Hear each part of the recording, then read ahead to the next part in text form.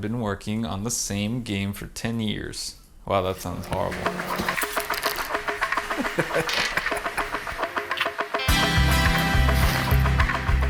Hi, I'm Kevin Barrios. I'm working on a tabletop game with my partner Brooke Greenberg, and I figured I'd make a video of all the mistakes that have gone into making it so far so that you don't have to make all the same mistakes that I made. It was right around 2014. We were working on our first Steam release with We Fiends. I think I started it as a prototype for a video game, and I didn't really have any intention of it ever being released as a board game. The first prototype was inspired by EVO, the old Genesis game about evolution. I wanted to make an evolution game, and I wanted it so that you would gain abilities, and those abilities would let you pass tests as you drew cards, right?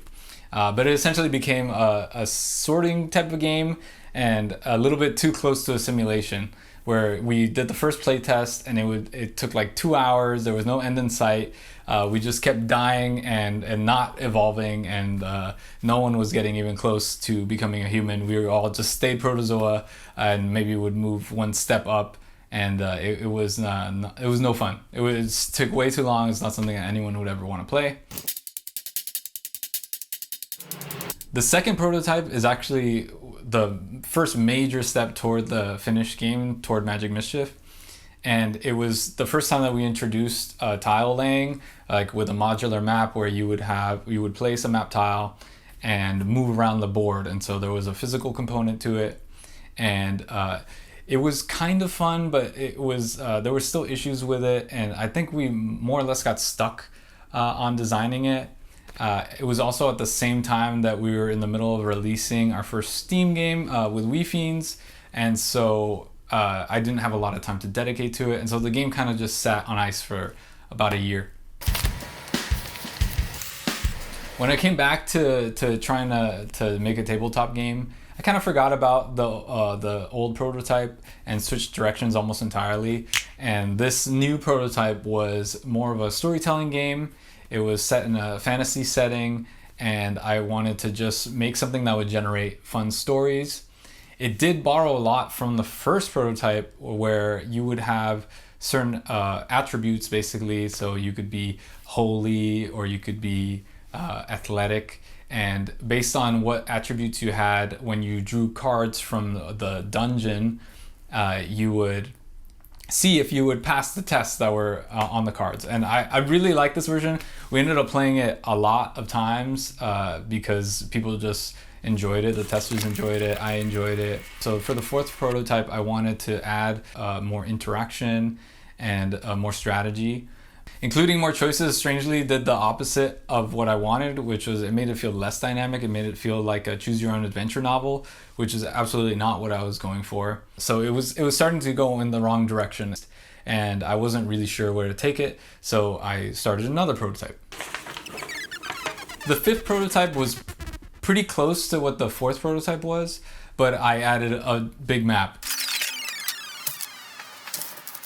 So at this point, we were already looking into maybe manufacturing the game, maybe actually having it produced, and having a giant map was kind of unwieldy. And I don't remember it being particularly interesting the way that the map was implemented.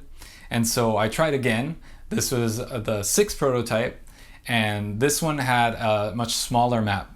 You would place enemies on the board, and those enemies would be moved around using dice rolls. And it would depend on which lane they were in, how they would behave, and what their card said. It's pretty obvious that I come from a background of video games where everything is automated, because updating the state for a bunch of different enemies on the board all at the same time is not fun. At this point, I still wasn't really completely giving up on the dungeon idea, and I did one more iteration. I wouldn't even call it a full prototype. But basically, I wrote some stuff on sticky notes, and I went back to the modular map, and I started thinking okay, what if I take the modular map from that old evolution prototype and I mix it with the dungeon idea, and you're exploring a modular dungeon, which I'm sure you've never heard of before. I did a little bit of work on this, and then I just kind of lost motivation to keep working on it, and I felt like going back to the modular tiles, I might as well go all the way back to the evolution game. we were testing it a lot more often. We were testing it with larger groups, and it seemed to be working. It seemed to make sense. The only problem is that we did basically no market research before we started doing any of this. It was just for fun. And I had no idea that there was already a game called Evolution that's extremely popular. And so I started second guessing whether we should be making another Evolution game. At this point, we were documenting the process a lot more. There were a lot more notes. Everything was in spreadsheets. We were very careful about how many components we had so that we could actually manufacture the game at a reasonable cost. And so it was getting along, but we had to pivot. The 9th prototype was really the first time that the two themes merged. We decided to just lean into the dungeon theme of the other prototypes and make something called Bread Quest, which was going to be a game about characters made out of bread doing bread stuff. I guess we decided to make it about bread. I don't know why. I don't know why. I wish I knew. It's fine. So we made the game about bread, and then I consulted with a mentor from the Tabletop Mentorship Program. You can find it on Twitter. It's pretty cool. So after hearing from my mentor that maybe this wasn't the right theme to go with, we decided to pivot again. And at this point, we were pretty happy with the game design, but because none of the visual elements had really been developed at all, we had to have fun doing it, and it had to be fun to look at. So that's what we started doing. We started drawing these little mischief maker characters, and I could easily imagine them getting into trouble stealing magical treasure from all these trope creatures that everyone is familiar with, but maybe presenting them in a new way, in a silly way that is actually fun. This year, sometime in February, I was hanging out in my hammock, and the final rules change came to me.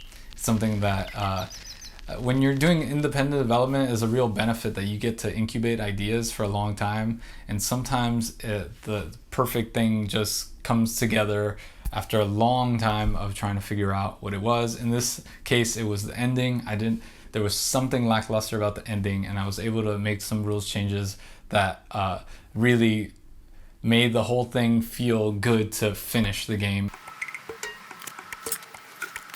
So that's completely finished, and we're getting ready to launch it, and I'm doing something that is another mistake that you shouldn't do right now, which is I'm marketing the game after it's already done. The reason I made a lot of these mistakes is because I at first didn't really even think that I was going to ship the game. So if you know that you want to release it, try to stick to something small and focus on it so that you can actually get used to that process of releasing it. Right now, I have this giant game. I've been working on it for 10 years, and I don't even know what kind of things I'm about to run into when I try and get it made in a factory and get it shipped to everyone watching, right? And I can already tell that's going to be a pain in the ass. And I don't want you to make that mistake. Make something small. Try and ship it right away, and you'll be better at making board games than me immediately.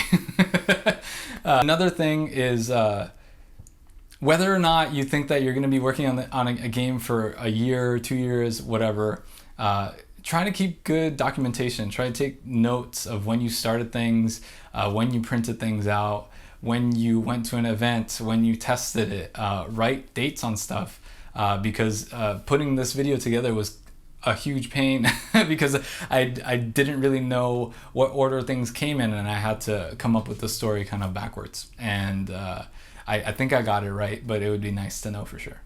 Another thing, if you want to release your game, do a little bit of market research, get familiar with the types of games that you're trying to make. For me, I consider myself an expert in video games and video game history, whereas with board games, I probably haven't even skimmed the surface of what there is available in terms of board games. I know a little bit, but I don't know a lot. If you want to find out more about Magic Mischief the game, you can go to magicmischief.fun. You can find us on Instagram at magicmischiefgame, or you can find us on Twitter at magicmischieft, or X. As of this recording, I also have one Patreon called Anthony. Thank you very much, Anthony.